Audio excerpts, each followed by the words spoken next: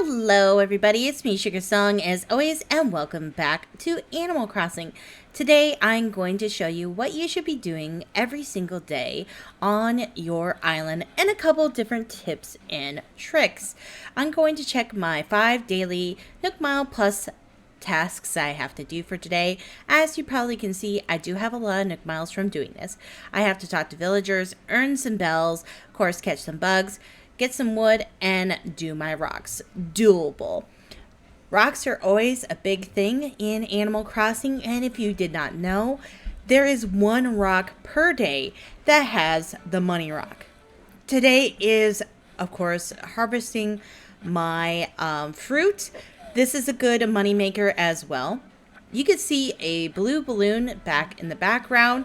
There's 4 different color of balloons that can spawn on your island. There is, of course, red, blue, green, and yellow. And I believe in red and blue, you're going to mainly get clothing and furniture for your house. Green ones are going to drop materials primarily, and yellow ones are going to drop bells primarily, but they all can drop do-it-yourselves. I believe that is correct. They will always spawn either on the left or right of your island. If it's spawning on the left of your island in the daytime, it's always going to come from the left. If it's spawning from the right, of course, it's the same thing, and it'll swap during the night time. There are some times that you can watch out for your balloons, but I don't really camp them. But if you want the golden slingshot, you might want to go and look up what times they drop, so that way you can get the most balloons per day if that's what you wanted to do. Now I'm going to use my stone axe on my fruit trees because I know that they won't be having any wasps that I need to worry about, because I just shook the fruit out of them and I can get the wood I need for my Nook Miles. Every day, one of your villagers is going to have a do-it-yourself 3 times a day, starting at 6 a.m. Anytime that your stuff is going. And of course, I got really lucky. I start my game either at 9:30 in the morning or 10 o'clock, because I like to go to the Able Sisters, and the Able Sisters do not open until 10 o'clock. I also been collecting my pumpkins because I know the update is going to have cooking, and I want pumpkins to make sure that it's for the cooking part of it. That's the little farmland that we just came back from. And of course, you know, just learning to do it yourself I got from Peaches. Peach rug. Ha ha ha. Anyways, now I'm going to go and do my rocks until I get the money rock. Of course, that is one of the Nook Mile things I have to do anyways, so it works out perfectly.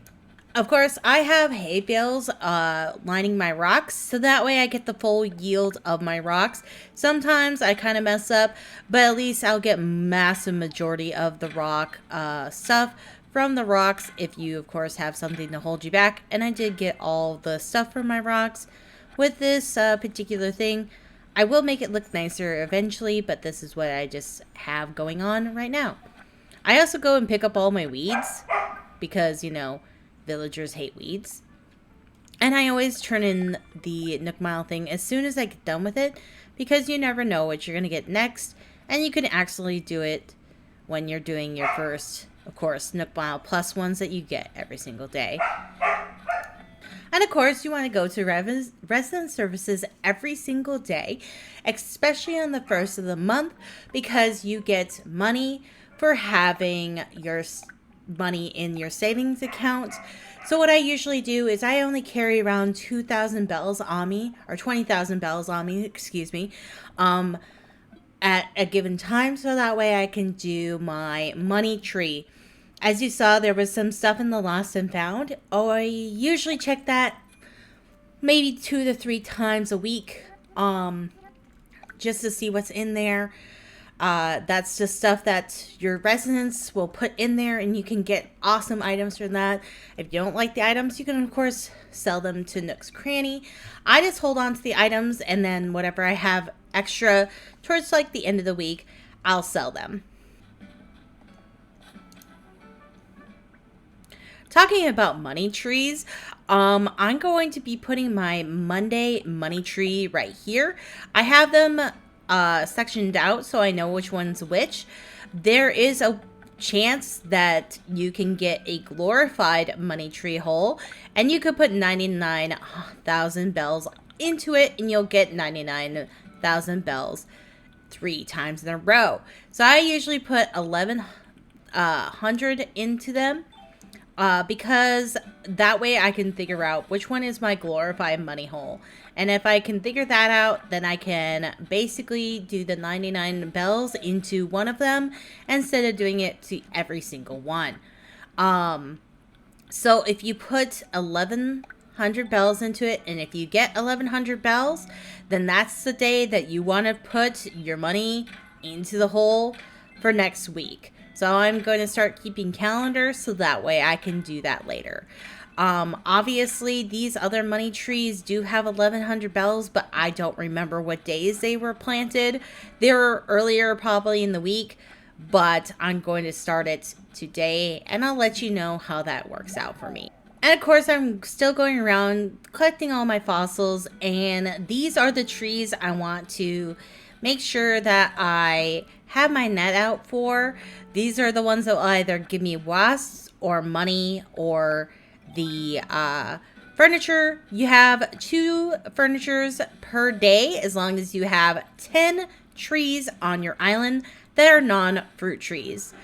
Of course, you can catch wasps, and if Flick is around, you can sell them to Flick for more money than you can Timmy and Tommy. So I just kind of collect them, and then when he comes around, I will give him my yield of wasp and other bugs I catch from doing the daily task of catching bugs from the rest of the week. Obviously, I'm running out of room, so I'm going to have to go back to my house here soon, but I still have a little bit of room so I can catch this last wasp. At this point on my island, I did find my money rock already, but I'm getting my last 2 trees that could have bells or the furniture item. This one had the bells, and I believe this other one will have my other furniture item. So you can get 2 furniture items per day as long as you have 10 trees. I believe I have 12 or 11 non-fruit trees is what you want to do on your island, so that way you can get those as well. And I did notice Flick, so I'm actually going to use him to earn my other Nook Miles Plus thing, which is to earn money. And this is probably the best way to earn money if Flick happens to be on your island, or CJ for the fish.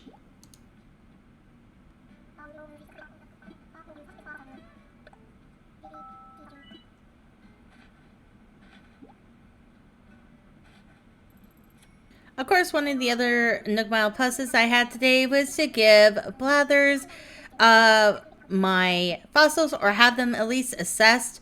Since I don't have all the fossils, I have to give him a couple, and I am of course giving him some of the bugs that I know are not in my museum, and then the rest will be going to Flick. And then of course I go and sell the fossils at Nook's Cranny, which is another good way to make money. If you do want to make friends with your villagers, you can wrap up your fossils and give them as gifts. That's one of the things that they will not put into their inventory or in their houses for display. They will either sell them for bells, or who knows what they do with them. But that is one of the best ways to make friends with your villagers, is to wrap up a fossil and gift it to them.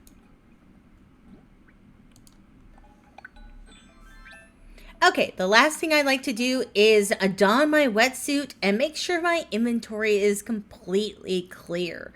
The reason why you want it completely clear is because it's going to be very difficult to find the shell that you need to get for the do-it-yourselves that are mermaid items. Now, when the guy does pop up, you want to give him the shell. I'm going to show you that here in a couple minutes and what the shadows kind of look like. So give me a second here. But I do want to get all the mermaid items. And even if you have the mermaid items, you still want to find that shell and give it to him because he can give you pearls. So that is like a plus. Pearls do sell for a lot at Nook's Cranny. And you can sell these guys at Nook's Cranny too and get a good hefty profit. I finally did find my shell and the guy will pop up. It's a scallop, of course, and you're going to gift it to the little otter dude and basically get whatever he's going to give you for that day. It could be pearls, it could be the dresses that are mermaid dresses, or it can be a do-it-yourself. He will kind of give you a clue on what he gives you in his little chat there, but I just ignore it because, you know, who doesn't? And I believe I end up getting a mermaid do-it-yourself from him. And then everything that I got from him or that I can't give to the museum, I will end up selling at Nook's Cranny.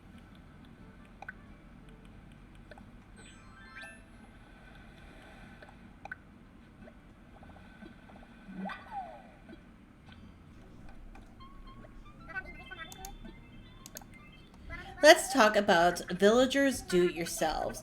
There's 3 times a day that you can get do-it-yourselves from your villagers.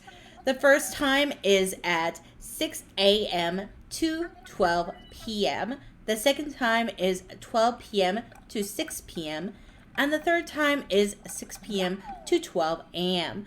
Pretty doable, and if you get a do-it-yourself from a particular villager, you don't have to worry about checking them again because they will not be doing another do-it-yourself that day. So 1, 2, and 3 will be 3 different villagers per day, and if you want to save up talking to your villagers to get those, you can do that at that time. I just like to be efficient with my Nook Mile stuff, so I always make sure I turn it in right away so I can get the yield of my Nook Miles.